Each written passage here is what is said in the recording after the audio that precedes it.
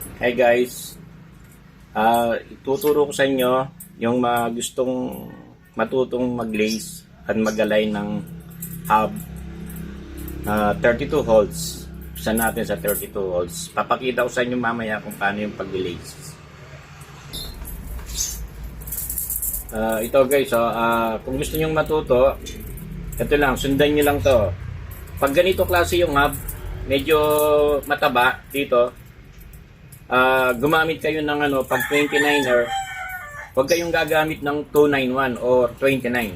Ang gamitin nyo is, sa spokes is 289 mm yung Tapos, pag yung mga Shimano, dahil yung Shimano, maliit yung circumference niya dito, pero yun, 291. At saka kung malapad yung rim, hindi rin kayo pwedeng gumamit ng, kahit na ganito kalaki yung hub mo, gumamit kayo 295 or mga 295 siguro, 291 kasya, medyo malapad. Pag malapad kasi mas nagiging wide yung tsaka pag nagiging 32 medyo may slant yung spokes. Pero pag mga ganito na normal lang, ganito mga 27 mm yung lapad niya, pwede na yung 289. Tapos ganito gawin nyo guys. Ito sa front hub to. Gawin nyo dito sa may mismong brake. Makikita nyo yung sa mismong ng brake. Doon kayo kumuha yung isang inner. Kumuha kayo ng isang inner. Tapos magbilang kayo ng dalawang outer. Ito, dalawa. Dalawa yung outer, Dalawa yung outer. Yung pangatlong outer, yun ang i-cross nyo dito sa ito yung i-cross nyo. Yan. Pag naka-cross na yan, ito inner. Lagay nyo doon sa out. Yung outer, lagay nyo sa inner. I-cross nyo. Tapos, ipapasok nyo to dito sa may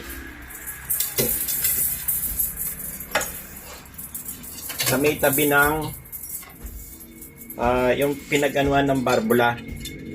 Dito, yung tatlong sunod-sunod na yan. Yung isa dito, doon sa magsisimula. Tapos, alternate yan. Ganun lang gawin nyo guys, hanggang sa magawa nyo yung isang side. Tapos, ituturo ko sa inyo yung susunod na side. Yan guys, ikukunin nyo naman yung sunod-sunod lang.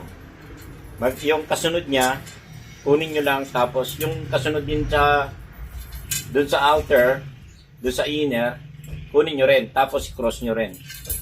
Kaya, tapos, yung dito, bali alternate.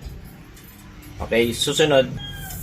Yan guys, tapos na yung sa kabila. Ito ay sa kabila. Ganun din, mag-umpisa ka rin doon sa may butas ng spokes. Yung lagayan ng barbula ng interior. Doon ka rin magsisimula doon sa tabi niya. Ganun din, kukunin mo lang yung isang inner, tsaka magbilang ka ng 1, 2, 3. Yung pangatlo, yan bali tatlo kasi yan yan tatlo. Pag nakikita niyo yan, tatlo yan. Yung doon sa outer, pangatlo yan. Yun lang i-focus mo uli. Yan. Tapos, ganun din. Sunod-sunod na naman yung mo, hanggang doon sa matapos ka. Papakita ko sa inyo kung paano i-align yung una pagkatapos nito.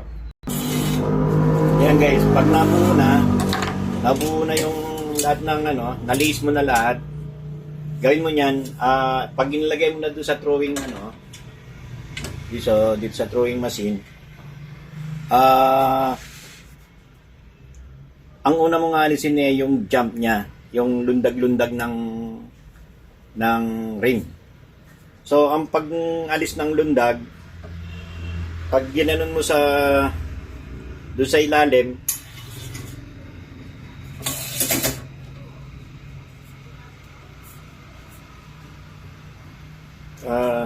titingnan mo muna yung pinaka-alignment ng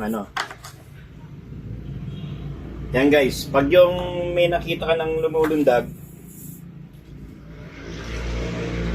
pag yung sumasayad siya dito sa ilalim, yung bumababa siya, gagawin mo, Pag makakita ka ng ganito, 4 na sunod-sunod, ikpitan mo.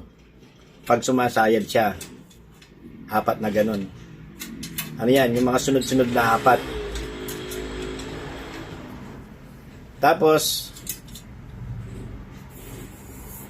pag nakita mo naman na lumundag pataas, yung 4 na sunod-sunod na naman, luwangan mo. Mga dalawang round lang ng ng spokes wrench. 3, tapos 4, tapos ikot mo uli. Titingnan mo uli kung may sumasayad. So, pag may sumayad na naman, 4 na higpit. Na dalawang ganun din, dalawang ikot din ng spoke wrench. Yan.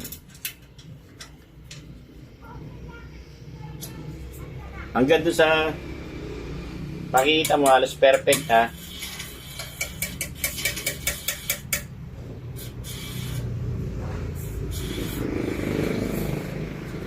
Pag nakikita mo ng halos perfect na, konti-konti na lang. Ikot mo na lang paunti-unting ganun.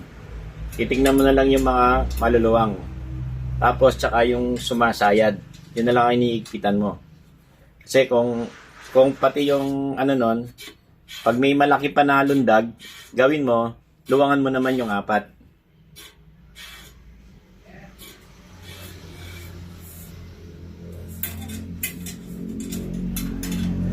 Agad doon sa ma-perfect mo yung ikot ng rim.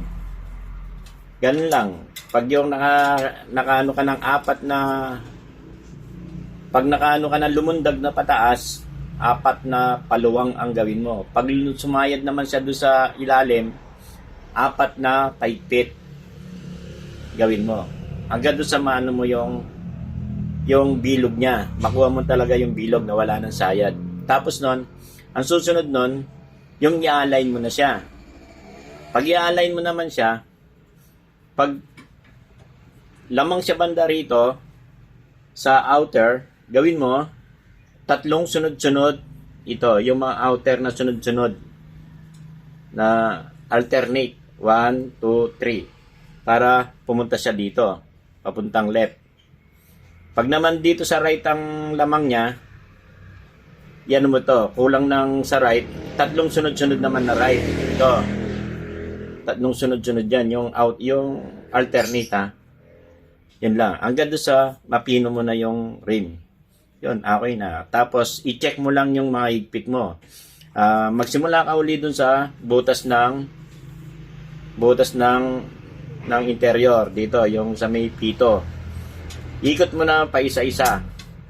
Pa unti-unting ganon. Titingnan mo lang kung alin yung maluwang pa. Para, pag ginano mo na, lahat yan may higpit. Pantay-pantay lahat yung higpit ng Yun, ganun lang. Ayos na. Thank you guys.